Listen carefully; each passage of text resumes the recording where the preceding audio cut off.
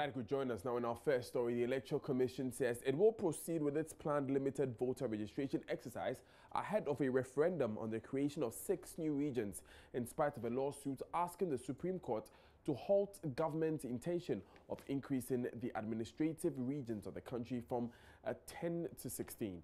In her view, Chairperson of the Electoral Commission, Jean Mensah, said the suit is not binding on the Commission. She also revealed that the Commission has plans of meeting the opposition NDC to address their concerns. She spoke at a press briefing this morning. Outlining their unhappiness with their being saved late for the IPAC meeting that announced the registration exercise, and we've responded to that letter. We are indeed planning a meeting with them to discuss some of these matters in there, and we believe that we'll be able to arrive at a cordial, settlement, because I believe that we are stakeholders in the process, and I'm not sure that the NDC would like to derail this process. So we believe strongly that after our discussions, we'll be able to reach an amicable settlement. We have responded to their letter, and we are arranging a meeting with them, and I'm sure that in due course we'll be able to inform you. With regards to the suit, that the service of the writ of summons on us, it was delivered yesterday, but it was not with an application, and therefore it cannot be held to be binding an effective injunction on the Commission, and that's why we are holding this press conference today and going ahead with the limited registration exercise as planned. I know that it was a gentleman who spoke on the budget. I think this is something that is very dear to our hearts. Over the last few weeks, we've had discussions on the cost of elections, and we are very mindful of that, mindful that we are managing the taxpayers' resources, and we'll ensure that we'll use it in the most prudent of manners, and looking at international best practices and other countries across the country. Unfortunately, we are not able to give you a cost. We've just come in. We are reworking some of these things. We have received some money for it, and I'd like to assure you that the Commission is not cash-starved, and therefore the processes will go on as planned, but we are unable for now to let you know the actual cost. I'd like to assure you that we will make this available in due course. We will put it out on our website and inform you about how much it really costs to conduct the referendum. Away from that, stabilizing the depreciating city was the topic as the Joy FM City Forum at the City Center last night. Speakers from academia, regulatory bodies and businessmen argued strongly on the subject, which has become a major concern for most Ghanaians lately. Here are excerpts of some of the arguments from that forum. Over 75% of the containers that come into this country laden with goods go back empty. If you want a stable currency, fill those containers. Don't tell me about pumping dollars. I've heard this too many times. And we've got to accept that for an economy that is not productive, there will be some. We should allow the city to reach its true value. Of course, I've said that manage the fall, and rather than use the little money you have to support it, probably manage a decline and use the balance that you have to support your productive sector. So over time, you become competitive. But don't throw good money after bad. It's a waste of time. It's an absolute waste of time. And I'm really not interested in listening to the theory. It doesn't make sense. I remember the last time, the first time I spoke about the city. No, actually, it was on TV, and some lecturer, no disrespect to any of the lecturers here, but some professor said, Mr. Thompson, you can't just say the currency is devalued, but we have to use your models, blah, blah, blah. I say, my friend Prof, the Big Mac Index, against all those sophisticated models, has proved to be more reliable. The CD is overvalued. What is our problem? Over 75% of the containers that come to this country go back empty. If you want your currency to be stable, if you want to create jobs, if you want your businesses to be competitive, Do the things that will make those containers go back with something that you're selling. I mean, for me, it's a very straightforward matter, and really, I'm fed up with the theory. I need action. 57 years I've watched it. 57 years. I mean, please, let's start talking about something more interesting than come to say, will it be 5 or 6 or 7? Who cares? Who cares? I care about jobs. I care about young people. I care about the infrastructure that's collapsing. I care about the poverty every day. 4 months ago, I bought $100,000, and I have to fund 415,000 Ghana cedis to buy, same in dollars, 100,000. 3 or 4 months on, I want to buy $100,000. The exchange is 4.85. I have to go and find 35,000 more. It means that about $7,000 have to be searched. If I'm not able to get it, it means that the goods that I was going to buy for $100,000, which was going to be one full 40-liter container, is going to be shortened, and I will have my capital ready to $93,000. $93,000 cannot buy 140-liter containers. It means that my capital is lost. Simply put.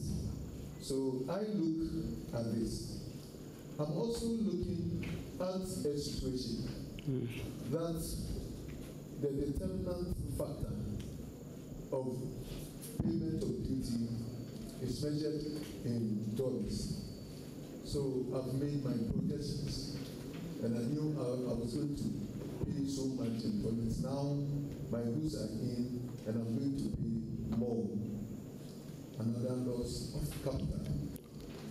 What I necessarily have to do is to increase my prices normally. Now, the situation is such that I find it difficult to also increase the goods because of competition and because of disparities.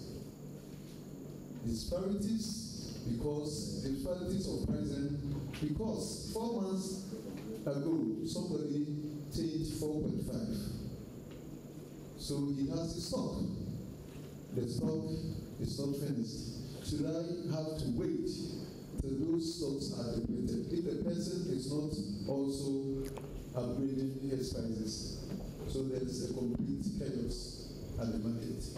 We shouldn't see the currency depreciating as we've seen in just a few years. So which then means that there are other factors that also go to compound the currency depreciation that this country has. And one of such key factors for me is expectations and speculative attacks on the currency. The fact that as we speak, we have a very large crawling informal or black market system where we have a parallel system going on. Now that parallel system, of course, will be that people are actually trading on the currency. And to the extent that this has created a parallel exchange rate in the market where we have the central bank quoting about 4.7%, 4.7 Ghana cedis to $1. But in the parallel market, in the black market, we have about 5. That is a problem. It's a problem because the central bank seems to be losing control over the informal sector activity of the forex management. And so, if I have huge sums of money, which particularly is the case with many of the multinationals that do cross-border trading, if they're not getting it from the mainstream banking sector, what do? They leave this money with the informal traders, and they are ready to accept any offer that comes to them. Submerged farmlands, rotten produce and dejected farmers counting their losses with no hope. This is the current situation in the Upper East region after floods destroyed farms along the White Volta Basin almost 2 weeks after Burkinabe authorities started spilling excess water from the Bagri Dam. Deputy Minister for Food and Agriculture, Dr. Sagri Bambangi, who has been on a tour of that region to assess the impact of the floods, has revealed that it is the worst disaster since the year 2007. Joy News' Upper East correspondent Albert Sori has more. Acres of farmlands of rice, maize, beans, potatoes, and many other crops have been lost to floods almost 2 weeks after authorities in Burkina Faso started spilling excess water from the Bagre Dam. The worst affected areas include Doba in the Kasna Nankana municipality, Bazua, Kobori, and Yarigu in the Boko West district, Pualugu in the Talense district, and other areas in the Bulsa North and South districts. Some of the farmers in these areas have lost all their farms and have no way of recovering the investments they made at the beginning of the farming season.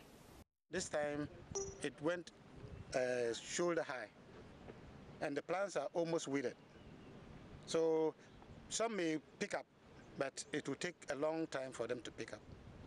And the fertilizer we have put in is all wasted. We lost our rice, granite, maize, this our guinea corn, beans, so many crops that we've lost. So in fact we are really very, very sad. I'm farming about 30 acres of mango.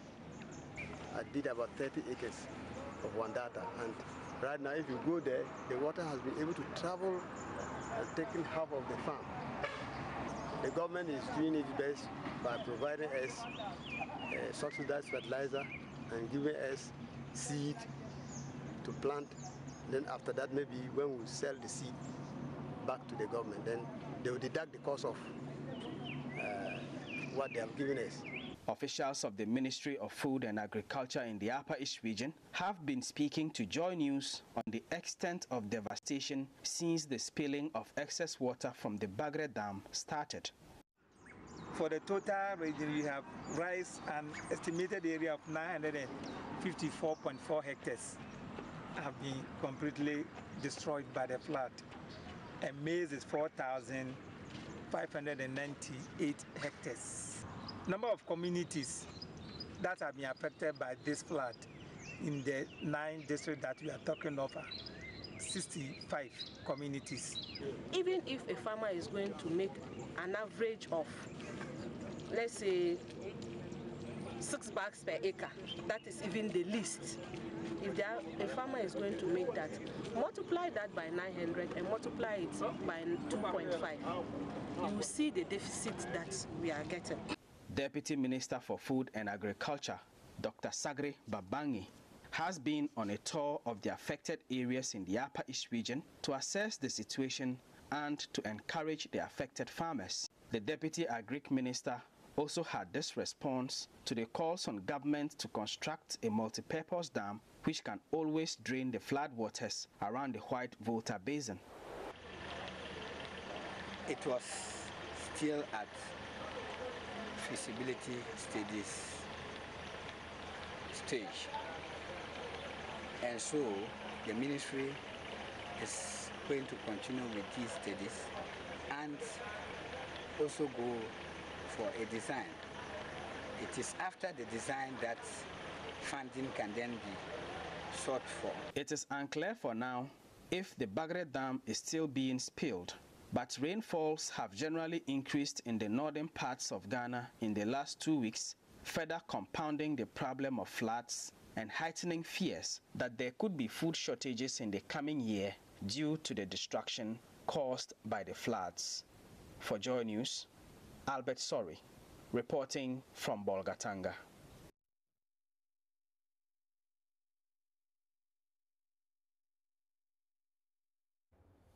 Still watching Joy News today. I am Daniel Daze. Stay with us. We'll be back after these important messages.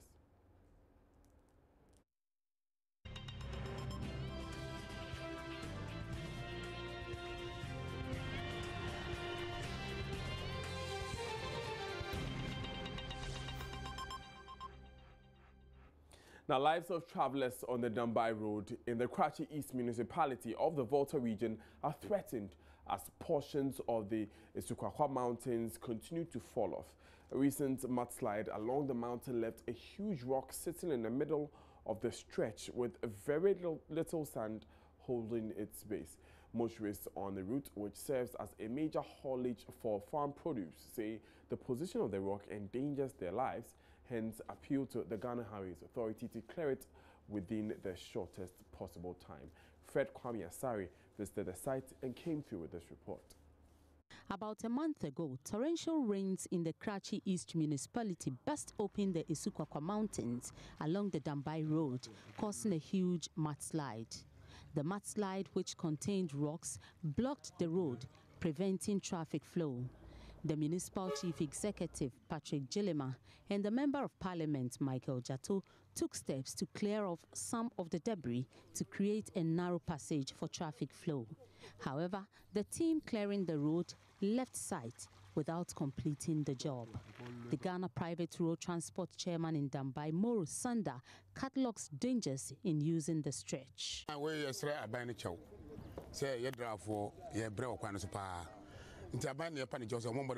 We are suffering on the stretch. We are pleading with government to clear off the road for us. If nothing is done, a disaster may occur. The MP and DC did their part, but there is more to be done. So we are pleading with government to take a look at the stretch for us.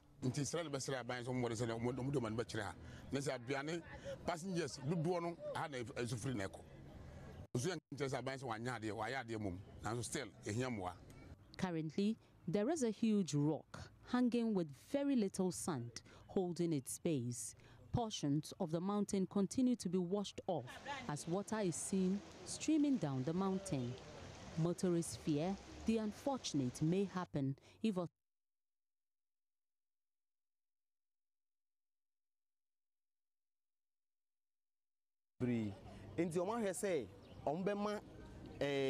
the authorities told us officials from Accra will come to clear off the rock, but nothing has been done.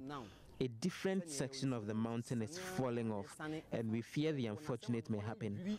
Government must come in and work on the stretch to prevent any unfortunate incident from occurring. They say another place in so another place because a baby to me be bonnet and sana.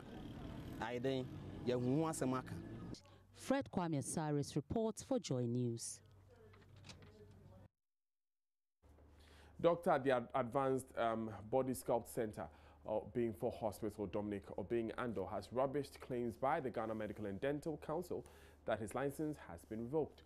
The council had said that Dr. Ando was operating illegally at the time that Deputy Chief Executive Officer of the National Entrepreneurship Innovation Program, NEIP, Stacey Ofe-Darko, died at his facility. But Ando said he was put on the permanent register of practitioners by the Medical and Dental Council in 2000 after completing his house job and therefore could not have operated illegally. Dr. Ando spoke for the first time on sister station at Sempa FM. Here are excerpts.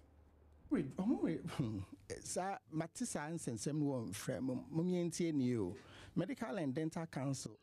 The Medical and Dental Council has not withdrawn my license. No. There was a point, and a suspension. They rather suspended it because I advertised a hernia drawing on my facility. Around simply because of hernia, no minim or minim baby or monko, and I may draw hernia or my billboard so Samreno. Because now my clinic no matter. People were dying around my Mataheko facility, so they thought I caused it. I say, obite clinic ninchen wa na hernia kuno. Ntina mentiasi, and I may draw hernia or my billboard so. So based on that drawing, the medical council, without any fair hearing, suspended my license. Fair hearing, and I suspended me 3 years. But around 2011, I was suspended as a doctor for 3 years, but it was revoked after my lawyers appealed the suspension. 2011 or 2012, but my lawyers are police a friend saying, sir, suspension. Into a banner, no, net says our suspension chrono. But my license has not been revoked. And kind who say, based on hernia, and now we can say advert as I'm running, no, say, me.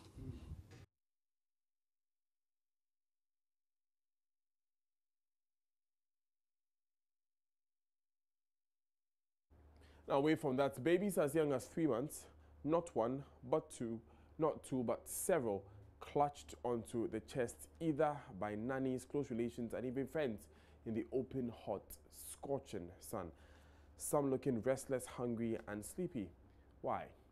Their mothers are sitting the teacher licentiate exam. This is the extent some female candidates have gone just to add value to their profession.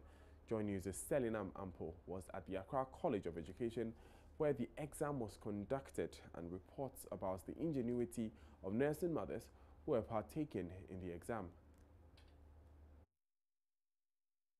What will you do if you are to write exams and still carry your breastfeeding child along? For many, it will be difficult, but these trainee nurses braced the odds and came along with their babies despite the stress that came with it. We were told you'll be writing the paper at 9 a.m. this morning. We came here, we have been sitting here since morning with our babies. And this baby is moving around. We went inside, come out, go inside, come out. Nothing, they are not telling us anything. So they should come out and say something at least. What is going on? Are we writing? Why are they delaying us with our babies, with pregnant women? I didn't even bring food because I thought by 10 a.m. we have closed. So the whole thing is, they are just frustrating us. Why won't mothers be celebrated always? This one fed her baby right there. One thing that also could not go unnoticed was the presence of fathers, brothers, and other relatives taking care of the babies as their mothers wrote the exams. Selinam Ampo's report for Joy News. All the best to those mothers who wrote the exam. Now, the final funeral rites for the late poet, Professor Atukwei has been held in Accra. Wife of the late poet eulogized her husband poetically as she and the entire family bid their beloved head of the family a final farewell. The blow was hard and the shock severe. We never dreamt your death was so near. No one can imagine what it means losing you. To hear your voice, to see you smile, to sit and chat with you a while, to be tighter in the same old ways would be our dearest wish today. Maboko, our mother, was told, you will conceive and give birth to a son, and you are to call his name Zachariah. He will be a warrior and a great man. It was Joy Unlimited when Atukwei, with an English name, John, was born into the Amano Mistake Okine family as the first male child. Today, reminiscing our growing up together under the bosom of our parents was all loving and fun. We clearly remember like yesterday when we used to fan you and fill your glass with milk whilst you were seated comfortably, reading as we played with you. Your greatness in literary work was to us a gift from God to the family, which we cherish with our whole heart. As you were affectionately called by us, you were truly a brother with a difference. Throughout your existence, you have been there for us. We cannot find the exact words and expressions to convey to the world how precious you were to the family. Oh, Heavenly Father, we pray for your strength for this difficult time and for these difficult moments. Teach us acceptance of what we cannot understand. Teach us understanding of what we cannot change. For our lives, dear Lord, are in your good hands. May his soul rest in perfect peace. You're still watching Joy News Today. I am Daniel Daz. It's time for business with Sandra Esinam Apenu.